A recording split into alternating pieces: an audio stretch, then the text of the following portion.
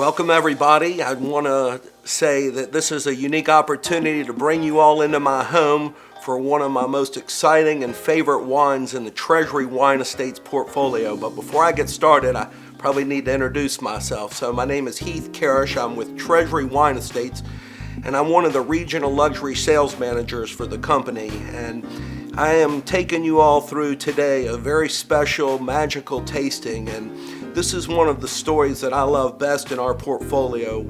So Beringer, if you're not familiar, is the oldest continuous producing winery in the Napa Valley. We go back to 1876. So we're not the very first winery in the Napa Valley, obviously being 1876, but this little thing called Prohibition that occurred took most people out of the ball game, where we had a special relationship with the Catholic Church, and we were making those sacramental wines, and someone had to do it. So Beringer, we had that sacramental wine, and we've been making wine consecutively since 1876. That's quite impressive. And a lot of people that don't really understand our heritage to the Napa Valley, it is so deep and extensive, and quite honestly, we are second to none as far as quality and what we've done for the Napa Valley.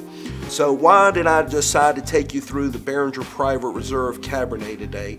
Well, most people don't understand the complexity and the details that go into making this wine, so I thought this was an ideal time to really go into great detail and explain what this wine is all about. So, in a nutshell, this wine plays homage to the Napa Valley. We're talking about 6 different AVAs essentially here. That's American viticultural areas within the Napa Valley. So we're not talking about one small little region where this wine comes from. We're talking about taking these specific vineyard sites, and there's 7 of them that are going into this vintage 2016, our current release. That's 7 single vineyards coming from various AVAs, and I'm going to take you through all of the details and explain to you what makes this wine so unique.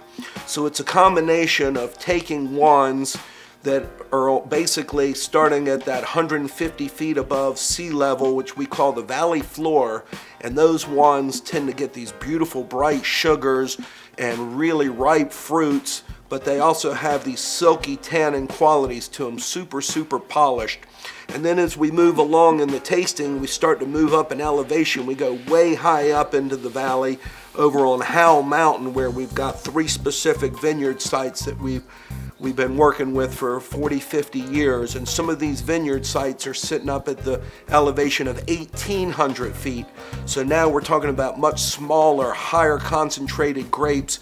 So it's a skill and an art from our winemaking team, and Mark Beringer, of course, leading the way for us to use those hillside fruits and those tough tannins with that soft, velvety valley floor fruit, ideally making a wine that is unbelievable for aging, has great ageability, but with proper treatment today, the wine can be enjoyed with just a simple decanting. But the wine has power, elegance, and grace all built into one.